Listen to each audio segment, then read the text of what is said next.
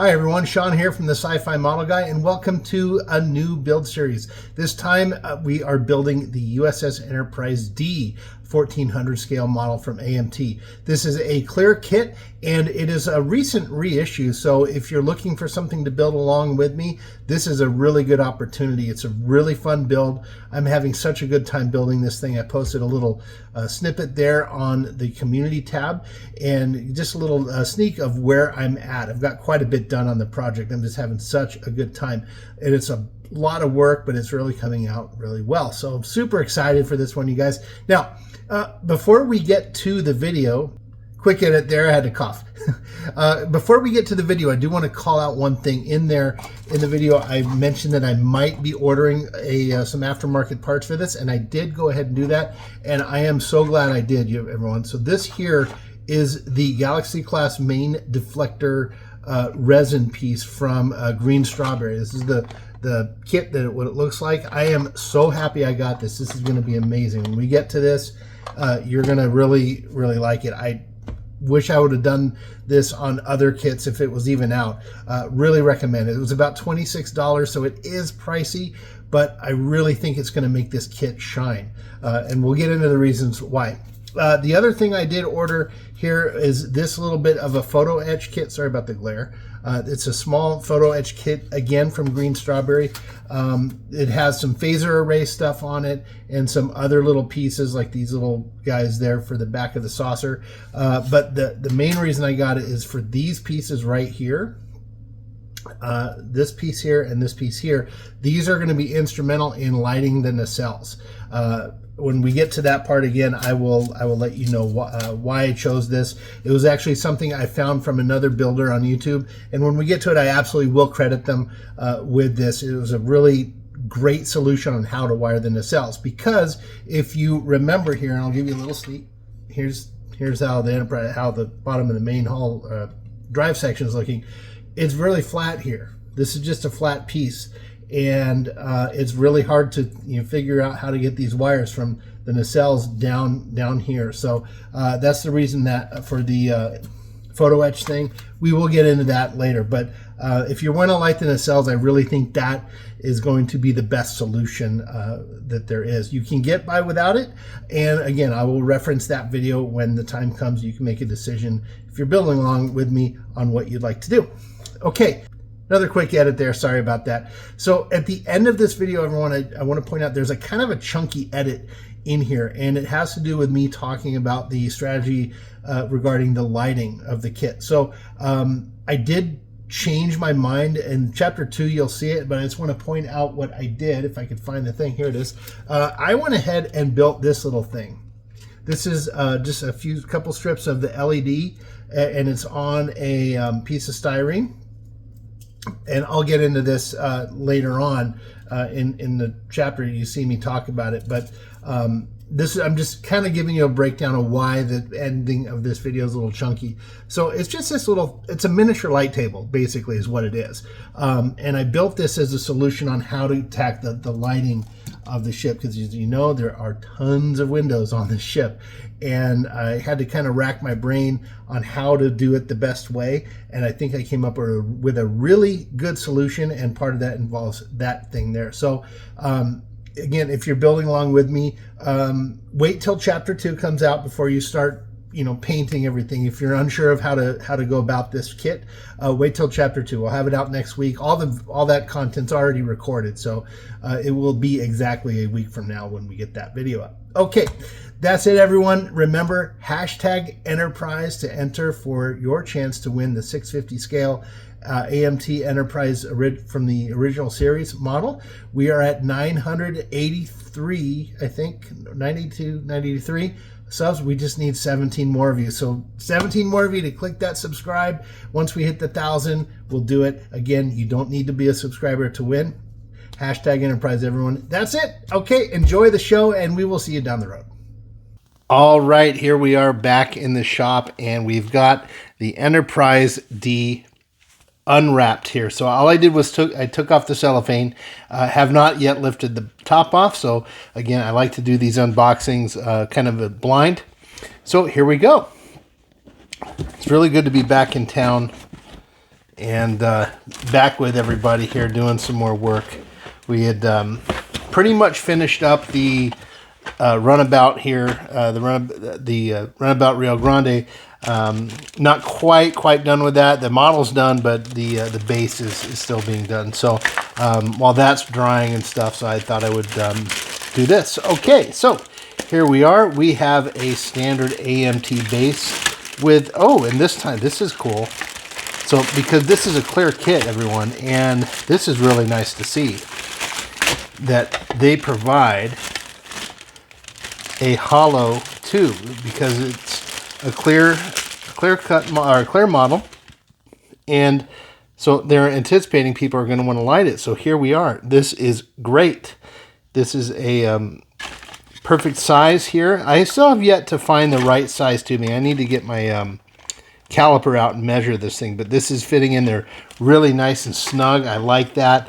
That's one of the things I've struggled with, is getting this thing to fit properly in there. It's always a little wiggly. Probably that's something for going forward I will figure out. But in this instance here, we've got a nice hollow tube. Really nice to see. All right. Okay, let's here. Well, we won't unwrap these quite yet. So here are the clear pieces. We've got the nacelle grills, impulse engines, Bussard collectors there, and then the main deflector dish. I did see online that there are some aftermarket versions of the main deflector. I will take a look at those and see about ordering them. It's a little bit pricey right now, and not sure if it'll fit the budget, but we'll take a look. May decide to do that later on. All right, let's open these guys here, and then we'll take a look at them after that. Well, we'll do one at a time. How's that? Okay, let's start by moving the box out of the way here, and we've opened the first bag. And it looks like we have here, this is the bottom, or no, I think that's the bridge there. Here is the main impulse engine and some other parts there. Part of the main deflector here. No, this is the captain's yacht on the bottom of the main saucer section. Here's, I think, shuttle bay door. I'm not sure what this piece is.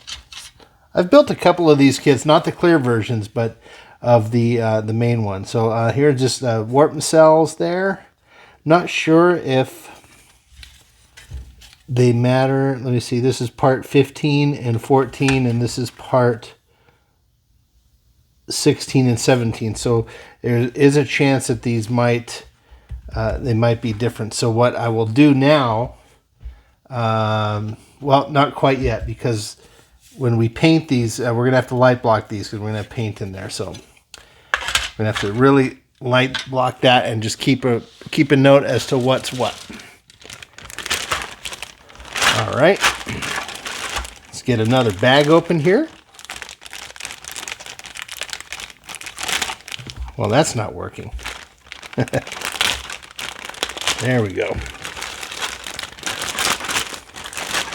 Let's see here. So here is the neck going up to the saucer section to connect to the main hull,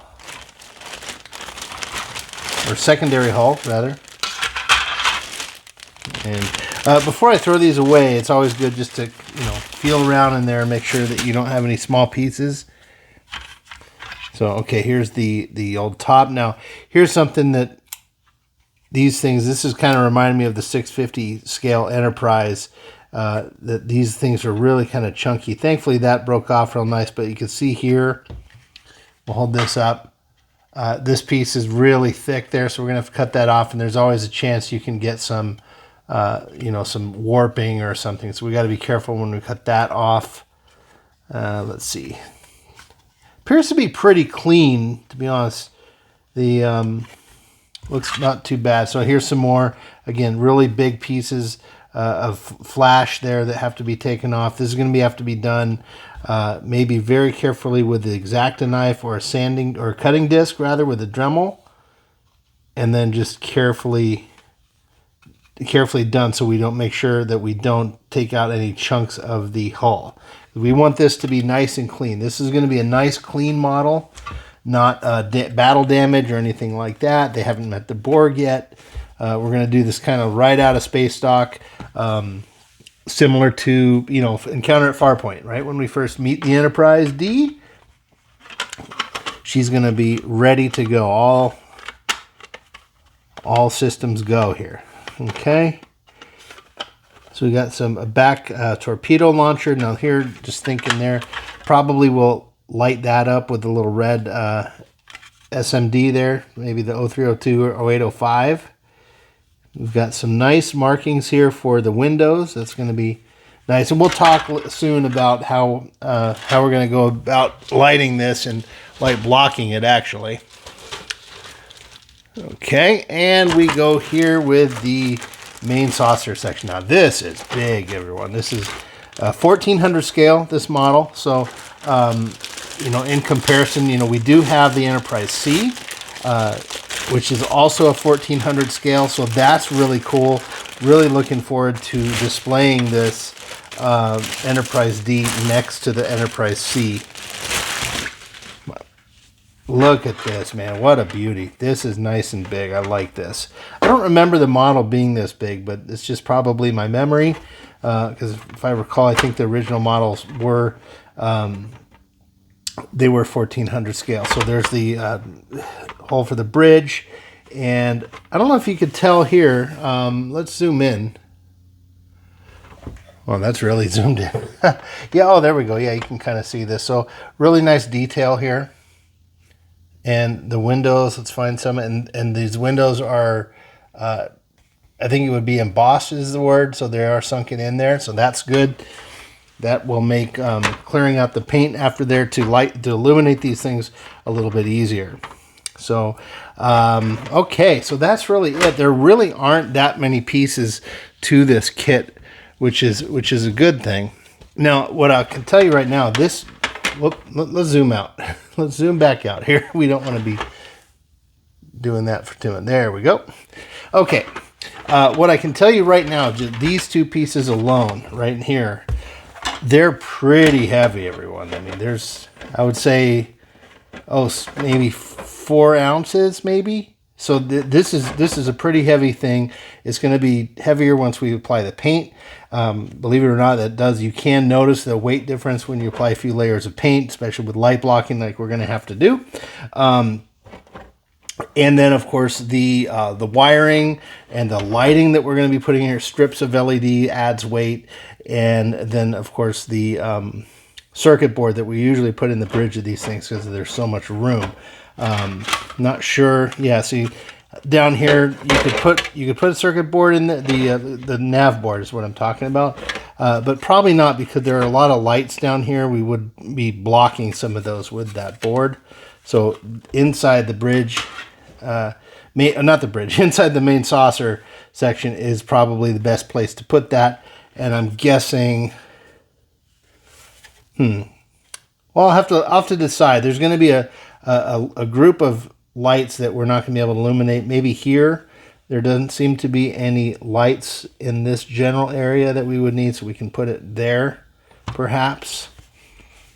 And there's plenty of room in there, I believe. But yeah, we'll come to that decision later as to where we're going to put that. But going back to the weight of this kit, this is pretty heavy. So when we get this thing put together, as a car bumps their stereo through by the house. So let me hear. We'll take these off here while we're in here talking. Get the old cutters. Let's see. We'll just, not going to do a perfect job here. We'll cut the rest off later. Okay. So there is getting to the weight. So yeah, there's going to be a significant amount of weight being put onto this joint here. So, and these are kind of weird, if you could see this, you know, they're like fanned out, little funky shape there going on. I'll have to look at the directions, but it's probably, maybe here. So here's this back. This gets put, I believe, with this guy. It's been so long, everyone. I'm so sorry. I'm just kind of guessing at this. I think it goes like this. Yeah. There we go. So I've got this little piece there that is kind of getting in the way. So probably what's going to end up happening is we put this together like this. You know, I'm just going to hold them in place there. And then get that really glue. Probably we'll let this set for a day or so, maybe even a day and a half to really get the glue when we put this together, because this little piece here, right here and down here, is going to be responsible for holding the weight of this entire saucer section. There's like I said, this thing's heavy. So this is going to be really pulling down on there. There is a chance maybe some people even put a support rod inside, but maybe not. I mean, we got a lot of surface area here to put some cement, so we're just going to have to really get that laid down really nice.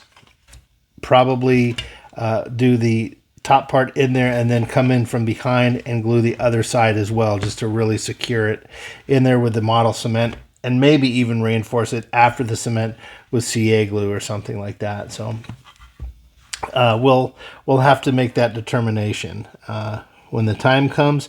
I don't see any lights here on this part, so we can, you know, we can feel okay about maybe even epoxy. I don't know. I'm just talking out loud here because I can tell you that this is very heavy, and so that is going to be not a problem probably, but a point of concern. Okay. All right, so we've got all these, so I'm going to put this all away here and then come right back because we've got a little bit more to talk about. All right, so here we are. We're back here, and I just forgot to open the clear part kit. So just to review that, there are two pieces here for the deflector array. We got these two pieces right here. We've got the four chiller grills, and then Bussard collectors, impulse engines, and I forget what this little, that's an impulse engine 2, I believe, for the main drive section. Yeah, that's what I think. That's what they call that in the show. It's not secondary hull; it's main drive section, if I'm not mistaken. Yeah. So okay, so that's going back over there. Got some cool stuff to talk about with colors here. All right, here are the instructions, and let's see. The highly detailed kit features precision tooled parts for ease of assembly. Care and patience must be exercised to achieve optimal results. Goes on for glue assembly, sub-assemblies, decals, and paint. Let's see, the kit is intended to be built in sub-assemblies, okay. Makes it more manageable, okay. And then, of course, we have the directions themselves in here, and they are pretty basic. Like I said, we don't have too many parts on this kit. It does go on to talk about the nacelles. Now, one thing I do see, so the clear parts here, 504 and 505 on the starboard side, and 504 and 505 on the port side. So that's really good. So I always try to be very careful about these, because you never know. There might be just a subtle difference on the way the pegs are or something like that. So thankfully that they're interchangeable there. Okay, here we go with the order to do it. So yes, looking here, we were correct before. We assemble the top part of the main drive and then the neck bit, and then that gets set into place, and then you attach to the secondary hull, the top part of it.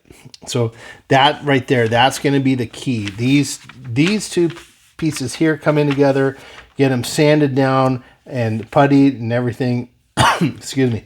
And we're probably going to want to do that in the sub-assembly. So we get it, put it together, and really take care of the putty work and the seam lines here during this phase there. That way we don't have to mess with the model and put too much stress on it after we lay it down. And probably the neck here, I don't think we're going to have to worry about puttying this too much, because the model itself in the show, I mean, you can tell, like, you know, if you imagine in space dock when they're assembling the ship, they would do it in pieces. So they would probably construct this part there as one piece, and then the top part here would be laid on and attached. So it's okay. We don't always have to get rid of every seam line. Sometimes seam lines make sense. You know, it's like how something would actually really be assembled if it was real. Like this is a good example right there. Okay, then it talks about the lower half and the deflector array. Then when to put those on and how to make the stand. Let's see. And then we got on the reverse side. Let's fold that. There we go. Okay, it talks here about some colors there. I'm just kind of, I look at these, but in general, try to look at the screen version that I kind of want to do and just make my own decisions. I will take a look at them though. Duck egg blue, the old duck egg blue, of course, you know, from doing this kit back in the 90s. I remember I had bottles of that stuff to do mine because I hand painted all the Aztecing I did by hand. It looked horrible. It took a long time to do. But got different grays: field gray, ocean gray, orange, copper, metallic brown, flat red. Pretty standard. Okay, so here's some decal instructions, and there are a lot of them. Okay, here's a little brochure for Auto World. Now, for those of you who haven't worked with an AMT kit in a long time, Auto World is the source for AMT kits. I don't know if it's the same company, but they are the distributor. So if you're going to order some AMT models, you go to autoworld.com, I think it is, and you can order right from there. I think it's kind of like an official distributor, sorry. Nice cars here. Anyway, usually not too much going on with those. And we'll put the instructions over here. All right. So let's look at these decals, huh? Hopefully I don't cut them. Let's see. Okay. I have to use the actual cutting mat. No problem. Okay, here we go. All right, wow, these are nice. Really nice set of decal. I can kind of tell it's very smooth. Now, there is a sheen to these. I can see the shiny, so we're going to have to remember when we do the clear coat there, we'll use a matte coat. I might not even use the Duplicolor like I usually do. The Duplicolor has kind of a shine to it. I might just go all matte on this one. Not quite sure yet. Okay, so yeah, a lot of escape pods on there. All these little escape pods. These little guys. We got the nice pennants. Oh, this is kind of cool. So they do give you the opportunity to do the USS Syracuse or the Enterprise, which is weird because I would have figured that it would be the Galaxy, the USS Galaxy. There was a sister ship, and maybe it was the Syracuse. I have to go back and look. If I remember, maybe I'll poke the actual answer here on the screen. Okay, and then we've got these little guys, the bane of our existence for modern or late era Star Trek ships. These little curvy guys that go on the outside of the phaser arrays. It's always really a pain to get these off and not lose them or break them. They're a pain. It's I don't think I've done a model yet where I haven't either lost or broken one of these guys, but we'll see. Maybe this time around will be better. We've got some other decals here. Now these are for the thrusters. These also prove to be hard because you've got the saucer section that comes together, and then these thrusters kind of wrap around both pieces, and they never seem to go on flush or really well. So maybe we'll get it right this time. Maybe I'll do some extra sanding, maybe some putty work to give it a smooth surface, because these are always a problem in my experience. They always kind of peel off. And I think what I usually do, I end up just painting with yellow and then black. So we'll see. We'll see what we can do. All right. So we're going to do another pause here, and we'll be right back. Okay, back again. And here is the neat thing that I was waiting to bring out, which is the AMT Aztec decal kit that AMT put out for all the Aztec decals. Now, again, it is nice that this is made by AMT. However, so let's make sure. Well, let's find out and look at what the quality's like. I have no idea. This I did get from HDA Model Works, but you can order it from other suppliers. And this decal set was, I think, a little over $40, so about the same cost as the kit itself. But I really think, especially with the Enterprise D, if you are going to do the Enterprise D, I just think that you should get the Aztecs to it. For one, we don't want to hand paint all of this stuff. I mean, look at these details. And the ship really does need it. It's big. You see it. It's a big kit. And you really almost need all of this stuff. It would be nice if AMT could sell the kit with the decals included, maybe at a discount. And then also you don't have to hunt them down. But, who am I?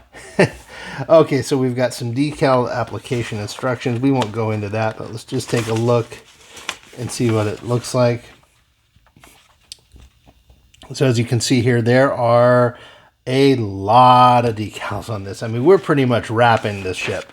If you've seen those like monster cars or with the Red Bull cars, I mean, the whole thing's wrapped. The Enterprise is a food truck. So, okay, again, now these have a very bright sheen to them. As from what I can see, I don't know if you can see this reflection there. Yeah, it looks like you can. So that is going to be, I mean, the ship is really going to be bright and shiny. I do have the Enterprise D, which I will get. So here's a little small version. I think this is a 2500 scale. This is a snap together kit, I think. I had never filmed this. This is not a lit kit, but I bought it. But you can see here you can see the shininess coming off of there as well. I didn't matte coat this thing. And this kit does come with the Aztecs, which is pretty nice because it's a pretty cool little kit. It was actually pretty hard to do. I mean, this took me a long, long time to get all these decals right.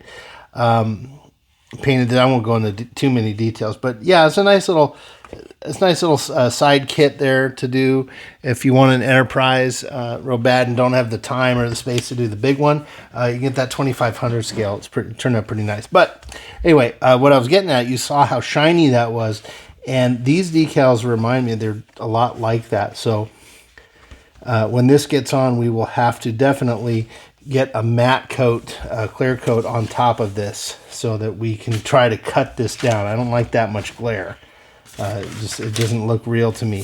So yeah, we'll matte coat that as a clear coat top. So yeah, we're just going to look at these decals here. There's 5 or 6 pages. So there's another page. At least the decals are big, But imagine, I mean, looking at this, imagine painting all of this by hand. And I kind of did that back when I was young. I went through with a little brush, and it was a mistake, But I didn't know what I was doing back then. There's a little round. Oh, this is for the bridge, I believe. So yeah, very detailed. Is really nice. Nice printouts and everything, but the quality here is nice. It's just the shininess I don't like so much. I'd prefer it a bit less brilliant, I guess. But we'll see. I mean, it should turn out just fine with the lighting and everything. And maybe even the sheen on here, the reflectivity when we light this kit at night with it turned on, maybe that will make some nice reflective colors. We'll see. I'm not knocking it. I'm just kind of giving my initial reaction here. Okay, so we're going to put these back over here, and we're going to leave this on there. Now we're going to talk a little bit about color scheme. So you can see here that the Enterprise is a very blue shading to it. So we're going to have to pick a base color that goes well with this. Now, I usually for the next generation era kits, I will use the Tamiya AS5, which is a light blue. It's called light blue, and this is almost a gray. But now I'm looking at this, it's almost, it's really just blue, blue, blue, and then the blue kind of comes out here, if you know what I mean. So, for instance, if I have this can here and it's next to this towel, this looks more gray in comparison. But when we take it and compare it to other, you know, similar shades of here, you know, kind of, hopefully you all see what I'm talking about here. So I don't think the light blue is going to be the pick. What I'm leaning toward here is the Tamiya AS16 light gray, U.S. Air Force light gray. Now that does kind of add a better contrast to it. It gives us a nice base color for the ship, as well as getting this blue. And then another thing to point out, now this may seem light, because if, you know, we're looking at the picture of the Enterprise here, and when we look at that, it looks light. But remember, when we do the matte coats over these things, or when we do the clear coat on it will darken this a couple of tones. So this will darken somewhat and then probably be a nice contrast to that. So probably going to go with that. The other one I might consider doing is just the JN gray, Japanese Navy gray, which is the color we use for the Enterprise. I've got tons of bottles of these guys for the 350 TOS Enterprise. But now that I'm looking at it, I don't think this is going to work. I think probably we're going to go with the light gray AS16. I don't have a bottle, to me, a bottle that is a tone similar to this, so we'll go with the spray paint. And if you've been with me for a while, you know I don't like to break out my airbrush unless I have to. It's just, I know it's more economical, but, you know, just me. Okay, sorry about that. I had to find the dental pick. So we have the dental pick here, and let's zoom in. Oops, sorry about that camera shake.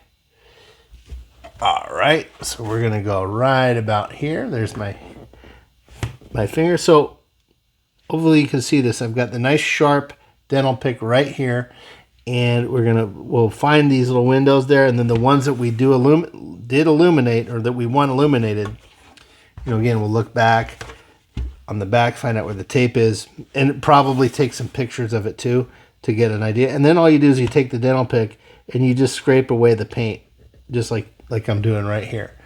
Just back and forth, and that scrapes all that paint out and exposes the plastic for the light to come through.